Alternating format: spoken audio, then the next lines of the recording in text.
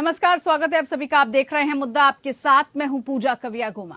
भारत ने पाकिस्तान के कश्मीर पर प्रोपोगेंडा के बीच दुनिया को बता दिया कि पीओके भारत का अभिन्न हिस्सा है और भारत इसे हर हाल में दोबारा हासिल कर सकेगा।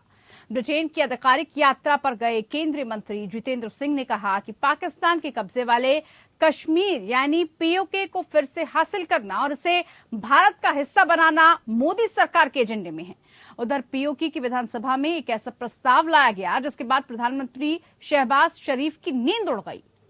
पीओके की विधानसभा में भारत के कश्मीर से वहां तक एक कॉरिडोर बनाने की मांग की गई है।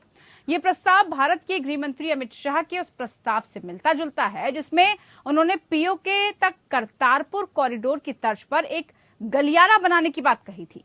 इस प्रस्ताव से पाकिस्तान में खलबली मच गई है। पाकिस्तान में कई रिटायर्ड अधिकारियों की माने तो कॉरिडोर की बात करना और इसके बारे में प्रस्ताव लाना भारत के कश्मीर पर दावे को मान्यता देने जैसा है। वहीं चीन के साथ साजिश रचकर पाकिस्तान ने पीओके के टुकड़े कर दिए। चीन के साथ मिलकर पाक अपने अवैध कब्जे वाले कश्मीर के टुकड़े कर इसके अस्तित्व खत्म करने की साजिश रच रहा है।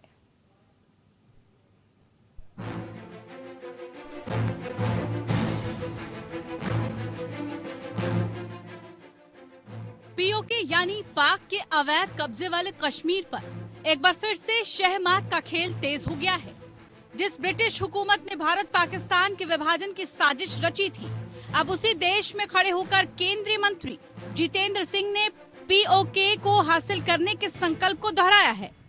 ब्रिटेन की आधिकारिक यात्रा पर गए केंद्रीय मंत्री जितेंद्र सिंह ने कहा कि पाकिस्तान के कब्जे वाले कश्मीर यानी पीओके को फिर से हासिल करना और इसे भारत का हिस्सा बनाना मोदी सरकार के एजेंडे में है। लंदन स्थित जम्मू कश्मीर मूल के छात्रों और सामाजिक समूहों के साथ एक बैठक में उन्होंने कहा कि प्रधानमंत्री नरेंद्र मोदी के पदभार संभालने के बाद उन्होंने पिछली गलतियों को सुधारने की लगातार मांग की है। उन्होंने कहा, आर्टिकल 370 हटाए जाने के बाद कश्मीर के लोगों में भारत के प्रति अपनेपन की भावना बढ़ गई है। उन्हें देश के बाकी हिस्सों में रह रहे लोगों के समान अधिकार मिले हैं और जल्द ही कश्मीर को उसका वो हिस्सा भी मिलेगा जिस पर पाकिस्तान ने कब्जा कर रखा है। जितेंद्र सिंह के बयान की पाकिस्तान में भी जबरदस्त चर्चा हुई। वहाँ लोग सोशल मीडिया पर कमेंट्स कर रहे हैं। हालांकि पाकिस्तान सरकार की ओर से आधिकारिक बयान नहीं आया है। उधर पीओके की विधानसभा में एक ऐसा प्रस्ताव लाया गया है जिसके बाद प्रधानमंत्री शहबाज शरीफ की नींद उड़ गई। पीओके की विधानसभा में भारत के कश्मीर से वहां तक एक कॉरिडोर बनाने की मांग की गई है। ये प्रस्ताव और भारत के गृह मंत्री अमित शाह के उस प्रस्ताव से मिलता जुलता है जिसमें उन्होंने पीओके तक करतारपुर कॉरिडोर की तर्ज पर एक गलियारा बनाने की बात कही थी। पीओके विधानसभा में 29 मार्च को सत्ताधारी तहरीक-ए-इंसाफ के जावेद भट्ट की तरफ से ये प्रस्ताव लाया गया है। इस प्रस्ताव से पाकिस्तान में खलबली मची है। पाकिस्तान में कई रिटायर्ड अधिकारियों की माने तो कॉरिडोर की बात करना और इसके बारे में प्रस्ताव लाना भारत के कश्मीर पर दावे को मान्यता देने जैसा है। दरअसल कश्मीर पर लगातार पाकिस्तान चाल चल रहा है, लेकिन खुद पीओके के लोग अब भारत के समर्थन में आगे आ रहे हैं। पाकिस्तान ने साजिश के तहत पीओके के लोगों का जीना मुहाल कर दिया है। पाकिस्तानी सेना पीओके के लोगों पर लगातार अत्याचार कर रही है। चीन के साथ मिलकर पाक अपने अवैध कब्जे वाले कश्मीर के टुकड़े कर इसके अस्तित्व को खत्म करने की साजिश रच रहा है। पाकिस्तान ने अपने कब्जे वाले जम्मू और कश्मीर को 3 हिस्सों में बांट दिया है, जिसमें एक आजाद कश्मीर, दूसरा गिलगिट बाल्टिस्तान और तीसरा चाइना को गिफ्ट किया गया क्षेत्र है, जहां चाइना ने सड़कें और रेल लाइन बना ली है। UN2 रेगुलेशन 1948 और 1949 के अनुसार इस एरिया पर किसी का अधिकार तब तक साबित नहीं होता जब तक कि वहां पर पाकिस्तानी सेना हटती नहीं है और वहां पर जनमत संग्रह नहीं होता है। हालांकि अब वहां जनमत संग्रह का कोई मतलब नहीं, क्योंकि 1947 के बाद से पाकिस्तान ने वहां की डेमोग्राफी बदल दी है। पाकिस्तान ने गिलगिट बाल्टिस्तान से कश्मीरियों को लगभग बाहर खदेड़ दिया है। गिलगित बाल्टिस्तान में 1947 से 1948 में बहुसंख्यक आबादी कश्मीरी शिया थी, लेकिन धीरे धीरे वहां पर उन्हें अल्पसंख्यक करार दे दिया गया है। खासकर सूफी और शियाओं के लिए अब यहाँ नर्क बन चुका है। ऐसा करके पाकिस्तान ने कश्मीर मुद्दे को हल करने के सारे रास्ते खुद ही बंद कर दिए हैं। साथ ही उसने जो कश्मीरियों को आजाद कश्मीर का सपना दिखाया था, वो भी अब झूठा साबित हुआ है। मतलब साफ है, उसने पीओके और भारतीय कश्मीरियों की जिंदगी बर्बाद की है। गिलगित बाल्टिस्तान का जो खेल खेला गया है, उसके पीछे चाइना की चाल है। चाइना इस क्षेत्र में एक कॉरिडोर बना चुका है जिसे वो ग्वादर पोर्ट से जोड़ेगा। इसे चाइना पाकिस्तान इकोनॉमिक कॉरिडोर कहा जाता है। इससे सिर्फ चाइना को ही फायदा होगा। चाइना नहीं चाहता कि वो एक विवादित क्षेत्र में ये सीपेक बनाए, इसलिए चीन के कर्ज तले दबे पाकिस्तान ने उसे अपना 5वां प्रांत बनाकर चाइना को खुश किया। Bureau report, APN news.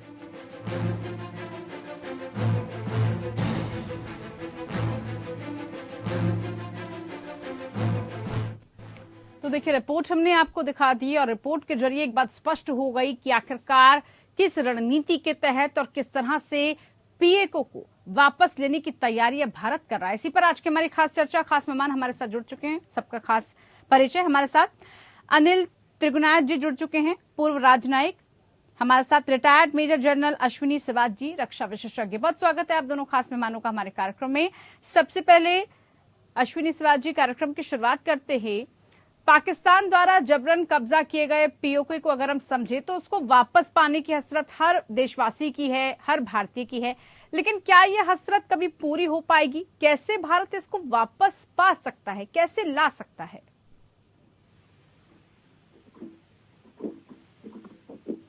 Ashwini ji, आपको आवाज मिल रही है मेरी? अच्छा, हाँ, मेरे को आ रही है। अच्छा, मेरे से क्वेश्चन पूछा आपने।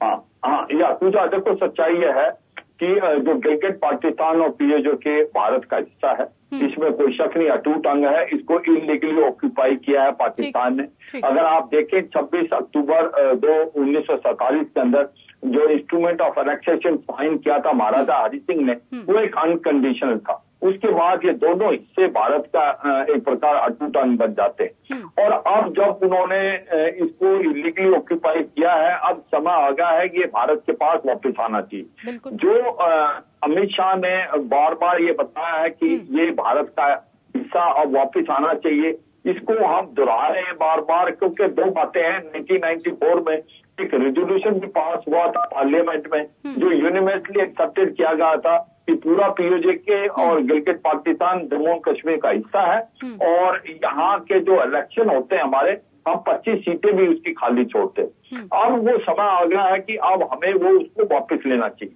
क्यों? क्योंकि 2-3 बातें होंगी। एक तो जब से आर्टिकल 370 और 35A को एब्रोगेट किया है, तो जम्मू और कश्मीर भारत के साथ बिल्कुल मिल गया है। तो अब सच्चाई यह है कि ये मिलना अभी भी इनकम्प्लीट है जब तक पीओके और गिलगित पाकिस्तान वापस ले आते। दूसरी बात यह है कि आज वहां से आवाज आ रही है, पीओके और गिलगित पाकिस्तान में लोग बहुत तंग हैं। वो चाहते हैं भारत के जम्मू कश्मीर से मिले, क्योंकि भारत का जम्मू कश्मीर कम से कम 60 साल आगे चला गया है। यहाँ पर उन्नति है, यहाँ पर डेवलपमेंट है, यहाँ लोग खुश हैं, यहाँ टूरिज्म रिकॉर्ड टाइम में मेडिकल कॉलेज, हॉस्पिटल और आपके रोडों का एक जाल बिछ गया। और जबकि पाकिस्तान जो पीओके के गिलगित पाकिस्तान है, वहाँ पर वो सेकंड क्लास सिटीजन है। स्पेशली गिलगित पाकिस्तान में शिया की बहुत बड़ी हालात है, और पीओके में जो उसकी मेन नदी थी नीलम नदी, उसका भी मुंह मोड़ के इन्होंने जो पाकिस्तान का पंजाब है उसकी तरफ कर दिया। चाहे मीरपुर हो, कोटली हो, मुजफ्फरपुर हो, लोग बहुत परेशान है। तो आवाज वहां से भी आ रही है कि वो भारत में मिलना चाहते हैं। तो दोनों बातें हैं, एक तो इलीगली ऑक्यूपाइड है और ये समय आ गया। दूसरी बात, वहां के लोग भी मिलना चाहते हैं क्योंकि वो समझते हैं वो असलियत में भारत वहां का की हिस्सा है। स्थिति हम सब देख रहे हैं अश्विनी जी कि वहां के क्या हालात हैं, तो इसीलिए लगातार ये कोशिशें भी की जा रही हैं। लेकिन बड़ा सवाल यहाँ पर ये बन रहा है, अनिल त्रिगुनायत जी, क्या पीओके हासिल करने के लिए भारत को कोई बड़ी जंग लड़नी होगी? इसके लिए किस तरह की क्षमता बढ़ानी होगी? और सामरिक दृष्टिकोण से अगर हम देखें तो कैसे पॉसिबिलिटीज इसकी बढ़ सकती हैं, कैसे ये पॉसिबल हो सकता है? देखिए, आपके जो पहले रिपोर्ट काफी, और मैं समझता हूँ उसमें काफी बातें कही, बातें असली चीज ये है कि पाकिस्तान के बहुत खराब है, और वहां पर जो खासतौर जो उन लोगों ने ऑक्यूपाई किया हुआ है, की हालत और भी ज्यादा खराब है। पिछले कुछ दिनों में देखें तो जब भी वहां पीओके जैसे अभी आप बताएं, लेकिन वहां पर लोगों के जो की तबका है सब दिखता है कि भारत अच्छा हुआ है, और देखिए यहाँ क्या हालत है। एक सी बात है कि उन लोग भारत में जो कंट्री भी देखते हैं वो सारे कितने खुश हैं, कंपेटिटिव, और वहां उनकी हालत कितनी खराब है। ऐसे में मैं समझता हूँ कि पाकिस्तान के अंदर जो है जो कश्मीरी लोग हैं जी। वो भारत के साथ ही उनका अच्छा। तो सबसे बड़ी बात यह है कि वहाँ जगह की कि फ्यूचर भारत के साथ जब बेटर है तो ऑटोमेटिकली मैं समझता हूँ कि युद्ध के थ्रू मैं समझता हूँ कि आज की डेट में ये युद्ध पाकिस्तान ठीक नहीं है कि पाकिस्तान अपनी तरफ से जो है लेकिन त्रिगुनायत जी, जैसे आपने कहा कि युद्ध की स्थिति में तो नहीं है पाकिस्तान, और हालांकि वो इसको लेकर अक्सर जरूर कहता रहता है, लेकिन स्थिति ऐसी है कि पाकिस्तान की सेना जब तक वहां पर है, पाकिस्तान के कब्जे में जब तक है, तब तक भारत के लिए समस्या है ये एक बड़ी।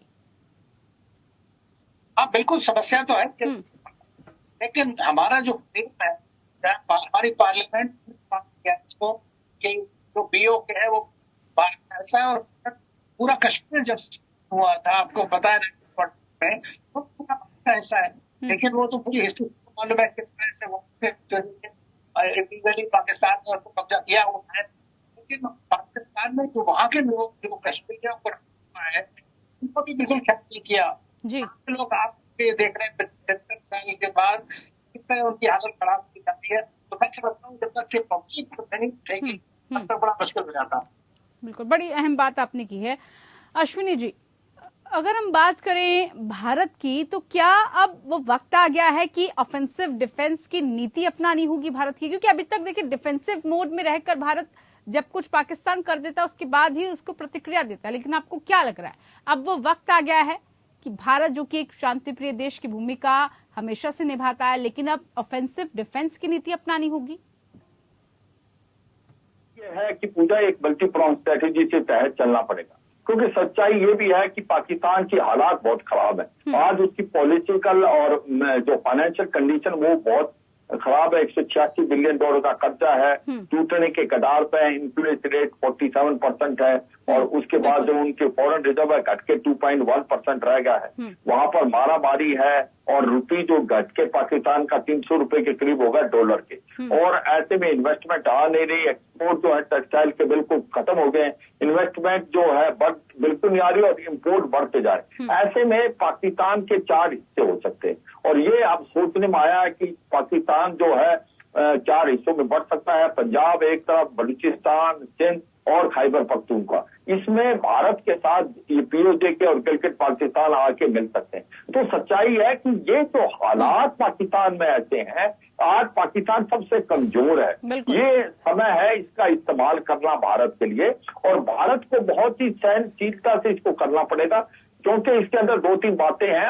आपको एक तो वहां जनरेट करना है, क्योंकि लोग वहां से मिलना चाहते हैं। पाकिस्तान की जो पॉलिटिकल इंस्टेबिलिटी है, इकोनॉमिक क्राइसिस है, अफगानिस्तान के साथ रिलेशन खराब है, टूटने के कगार पे, ऐसे में वो खुद मिलना चाहते हैं। हमें थोड़ा सा जनरेट करना है, वो डिसेंड करना है, और कुछ ना कुछ हमको आगे बढ़ना पड़ेगा। मैं ये नहीं कहता कि ये सारी चीज अपने आप हो जाएंगी, मगर वो मौका दोबारा नहीं मिलेगा। आज पाकिस्तान जो है उस हालात में है, वो अपने आप को डिफेंड नहीं कर पाएगा। आज वो टूटने वाला खुद ही है। तो आपको इशारा करना है कि पीओके और गिलगित पाकिस्तान आपके पास आए, क्योंकि आज जो समय है वो समय शायद दोबारा ना आए। अगर उसकी कौमी कंडीशन दोबारा सुधर जाती है तो फिर वो ध्यान देगा पीओके और गिलगित पाकिस्तान पे। आज वो ध्यान नहीं दे सकता, क्योंकि आज वहां पर हालात इतने खराब हैं, और लोग जो हैं सड़कों पे आ रहे हैं पीओके के गिलगित पाकिस्तान में। ये जो दहशत गर्दी है, इसके पीछे वर्दी है। ना पेंशन मिल रही, ना पे मिल रही, ना पावर है, ना वहां पर खाने के लिए आता है। तो वहां भी लोग आना चाहते हैं। कंडीशन भी बहुत राइप है भारत के लिए, और भारत को अब थोड़ा सा प्रेशराइज करना है, और तो मुझे लगता है ये कार्रवाई हो सकती है। और मौका है आने वाले कुछ समय में मौके को यूटिलाइज करना होगा, इस मौके को भुनाना होगा, समय का सदुपयोग करना होगा। और यकीनन अश्विनी समाज जी, बड़ी आपने इंपॉर्टेंट बात ये रखी है कि ये वक्त है, जैसे कहते हैं लोहा गर्म है, हथौड़े मारने का वक्त है इस वक्त, क्योंकि पाकिस्तान अपनी अंदरूनी गतिविधियों, अपनी अंदरूनी कलह में इतना व्यस्त है कि वो ध्यान नहीं दे पा रहा है। मुद्दे में आज हम बात कर रहे हैं पीओके पर पाकिस्तान के अवैध कब्जे को कैसे हटाया जा सकता है। अनिल जी, अभी तक हमने चर्चा की क्या रणनीतियां हम अपना सकते हैं। बड़ा सवाल अब यह है कि पीओके पर पाकिस्तान के अवैध कब्जे को हम किस रणनीति की तहत हटा सकते हैं? क्योंकि देखिए, चाहे वहां पर आतंकियों के खदेड़ने की बात हो, आतंकियों को वहां से हटाना होगा। इसके अलावा जो सेना है, पाकिस्तानी सेना, वो वहां से जाए, उसको वहां से खदेड़ा जाए, इन सबके लिए भारत को कदम उठाने होंगे। और जैसे अश्विनी जी ने कहा था ब्रेक से पहले कि मौका है ये, इस वक्त वो समय है जो भारत ऐसा कदम उठा सकता है, इसके बारे में सोच सकता है, क्योंकि तमाम मंचों से ऐसा कहा जा रहा है। ब्रिटेन में खुद जितेंद्र सिंह इस बात को कह रहे हैं। देखिए, जो जितेंद्र सिंह जी ने बिल्कुल सही बात कही, वही कही जो भारत की पूरी पॉलिसी है कि पीओके जो है हमारा अभिन्न हिस्सा है और इसको हम किसी भी तरह लेकर रहेंगे, अपना ये हिस्सा है। दूसरी चीज रही बात कि क्या रणनीति होनी चाहिए, तो मैं समझता हूँ एक हाइब्रिड जो रणनीति होती है वो सबसे इम्पोर्टेंट होती है, शॉर्ट ऑफ वॉर।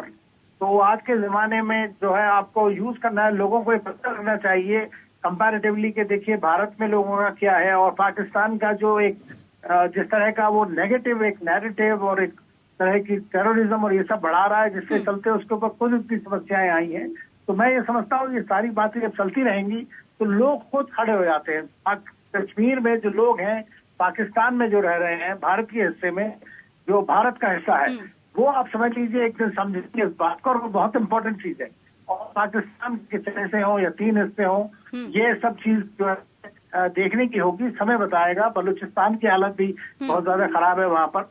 तो मैं ये समझता हूँ कि पाकिस्तान की अंदरूनी हालत जो है, जब इकोनॉमी नहीं संभाल पाएंगे तो चाहे वो मिलिट्री हो या कोई हो, ISI हो, वो इस चीज को जो आज की रणनीति है उसको चला नहीं पाएगी। बिल्कुल।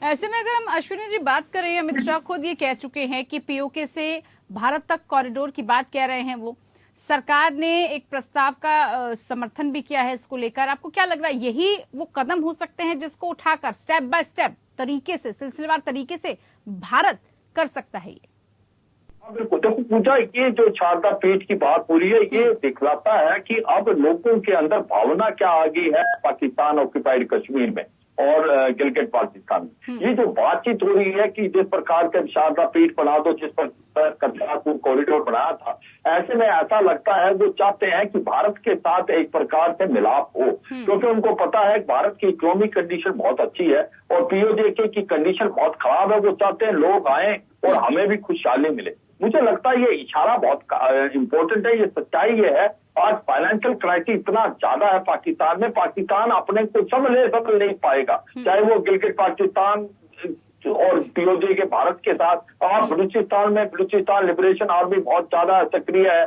सिंध के अंदर लोग नहीं रहना चाहते पाकिस्तान में। खैबर पख्तूनख्वा में जो पश्तून है वो ड्यूरल लाइन को नहीं मानते, वो चाहते हैं जो एक तो तरीके तालिबान पाकिस्तान शरिया लॉ लाना चाहता है, अफगानिस्तान के साथ मिलना चाहते हैं। तो ऐसे में पीओके और गिलगित पाकिस्तान के लोग इतने परेशान हैं, वो नहीं चाहते कि वो पाकिस्तान का हिस्सा रहे। आज वो चाहते हैं भारत को मिले और आज वो सड़कों पर आ गए, वहां पर बहुत बुरी हालात है। तो ऐसे में कुछ एक हम इशारा करें, कुछ एक डिसेंट पैदा करें, तो मुझे लगता है बड़ा आसान हो जाएगा। वो आपने जो बात बताई थी, लोहा गर्म है, वार करो, ये हाइब्रिड वारफेयर जो एम्बेसडर साहब कह रहे थे, मैं बिल्कुल सहमत। हाइब्रिड वारफेयर का ये हिस्सा है, उसके अंदर बहुत चीजें होते हैं। उसके अंदर जो एक्चुअल ऑफेंसिव है वो उसकी एक प्रतिक्रिया होता है, वो मेन नहीं होता। उसके अंदर बहुत ज्यादा चीजें हैं। आपको सिविल डिसऑर्डर पैदा करना, लोगों को सड़क करना, जिस प्रकार का आपने बांग्लादेश के अंदर एक प्रकार की तैयारी की थी, अब एक मौका आ गया है कि अब वहां पर सिचुएशन